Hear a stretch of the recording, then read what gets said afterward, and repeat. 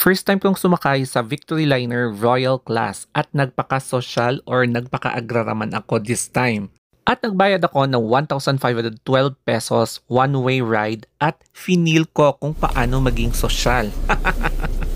Kaya i-experience natin kung worth it nga bang magbayad ng 1,512 pesos para sumakay dito sa Royal Class na bus ng Victory Liner from Baguio to Pasay. 6 o'clock na ito at nag-iimpake na ako dahil pupunta na ako sa Manila at mag-e-NCLEX. Bale sa online ako nag-book at ganito ang ginawa ko. Mas maganda kapag magbubook kayo online kaysa pipila kayo. And dito na, i-google nyo lang Victory Liner and eto na siya. So one way and from Baguio tayo, pupunta tayo sa Pasay. So Pasay, so since April 23, 2025 pa itong date. So yung departure is kunwari, June 30. Ayan. So, June 30, then search.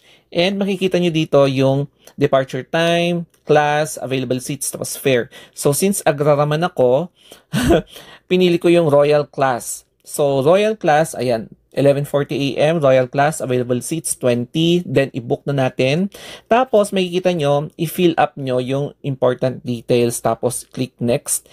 And then, babayad na kayo. Pwedeng credit card, pero sa akin GCash, and then ipakita nyo na lang yung resibo dun sa teller. Kaya nung departure date na, pumunta na agad ako sa teller para i-present, ayan, yung proof of purchase or bayad, and then nag-proceed na ako sa bus na pupuntahan ko. So ayan, hinanap namin yung Royal Bus. So eto na nga siya, and ayan, feeling social tayo ngayon. So, nung pagpasok ko, ang first impression ko is parang nasa quarters. So, there are 3 rows and 2 na maliit na hallway. So, manipis talaga siya and I believe hindi talaga pwede dito yung mga overweight kasi hindi ka magiging kasya dito sa may aisle.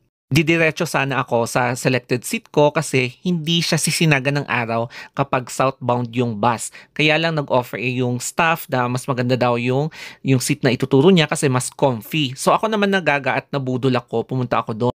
Sa totoo lang, medyo na-ignoramos ako, no? Kasi since first time ko, tinignan ko lahat ng anggulo kung ano ba ang meron dito sa cubicle na to. So medyo hindi ako masyado makagalaw kasi medyo masikip siya. So, yun lang yung opinion ko ha. Ewan ko lang sa iba. Pero may privacy ka naman in fairness. Kaya pwede mong i-close yung kurtina para hindi ka makita ng mga nagmamarites ng mga katabi mo. Bale, meron nga pala silang binigay na freebies such as itong blanket comforter, yung color blue na yan na nasa gilid ko. And then meron complimentary na drink na 500 ml and then meron binigay na snacks. Pero hindi ko alam, hindi ako mapakali dito or siguro naninibago lang ako kasi nga first time kong sumakay sa Royal Class na ganito, solong-solo mo. Kaya i-check na natin yung aircon. So ganito yung itsura ng aircon niya. So functional naman siya.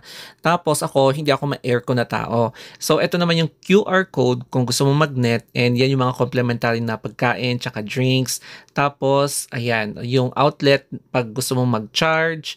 And then ito yung cortina for privacy. So yan yung bag ko, yan yung paa ko na i-extend sa loob-loob. And yan nga pala yung ilaw. Siguro gagamitin kapag gabi. So ganyan yung itsura niya. And then meron ding, yan yung switch ng light. So hindi ko alam kung anong switch yan. Basta switch. Tsaka since first time ko nga, yung upuan naman yung pinagdiskitahan ko kasi ina-adjust ko siya and hindi ko alam kung paano siya i-adjust. So, hindi ko din alam kung comfortable nga ba ako or hindi. So, ayan na nga, kinakabit ko na yung seatbelt for safety purposes. And then, meron pang pillow. So, hindi talaga ako mapakali dyan kasi ina-explore ko lahat. So, para akong kitty-kitty dyan, if, kung alam nyo lang. So, ang dami ko talagang ginagawa dyan na parang hindi halata sa video. Dito ko na-realize na nakalimutan kong sabihin sa staff na sana doon ako sa side na hindi sinisinagan ng araw. Pero late na nandito na ako. So, hindi na ata pwedeng umalis kaya wala na akong choice. Buti na lang may kurtina para ma-cover yung sarili ko from that harmful UV rays of the sun. O, di ba?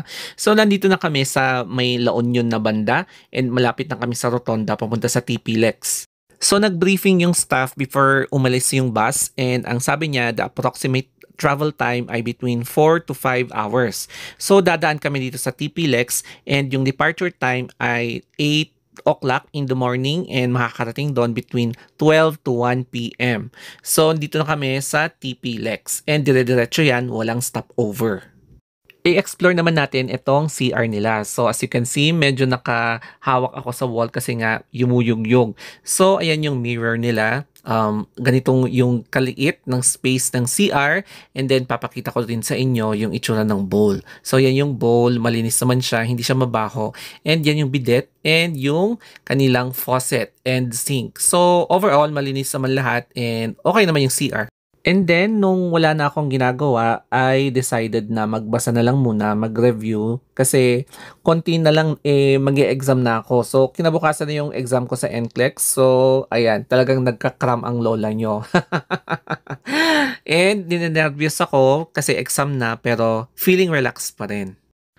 Dahil sa haba ng pagbabasa ko, hindi ko na malayan na nakarating na kami dito sa Manila. And ang reaction ko is, hala, nasa Manila na ako kasi dito na ako mag-e-exam. And nadagdagan pa yung level of anxiety ko kasi, hala, ilang oras na lang. So anyway, nagsa-sightseeing ako sa mga towers dito kasi walang ganitong skyscraper sa Baguio. At nung malapit na kami sa Pasay Terminal ng Victory, dito na ako naghahanap ng pwede kong i-book na Grab kasi mag-grab talaga ako kesa i-hire ko yung mga taxi cab para makaiwas din sa mga manggugoyong driver. So that's the best option for me para hindi pa madagdagan yung stress ko habang nandito ako sa Manila. So eto na nga, lalabas na ako. So ayan na, eto yung sinakyan ko na Royal Victory Liner. So nagpaka-social tayo, nagpaka-agraraman, pero at least na-experience nating sumakay sa Victory Liner and na-satisfy naman ako. Ito naman yung time na katatapos ko lang mag-exam at isinumpa ko na hindi na ako babalik sa exam area na to. At dito rin yung time na after na exam, kumain and then nag-grab pa uwi. Pero balisang-balisa ako dito kasi feeling ko talaga hindi ako papasa, as in ang hirap ng exam. Pero syempre, pagbalik ko na dito sa Baguio, hindi ko inaasahan na ito yung email nila sa akin. Kaya agad akong pumunta dito sa Cathedral para magpasalamat and gusto ko ring umiyak dito. So at least no, worth it pala talaga na sumakay ako doon sa Royal Class ng Victory Liner at once in a lifetime, magpaka-social naman tayo at magpaka-agraraman. Okay, so thank you!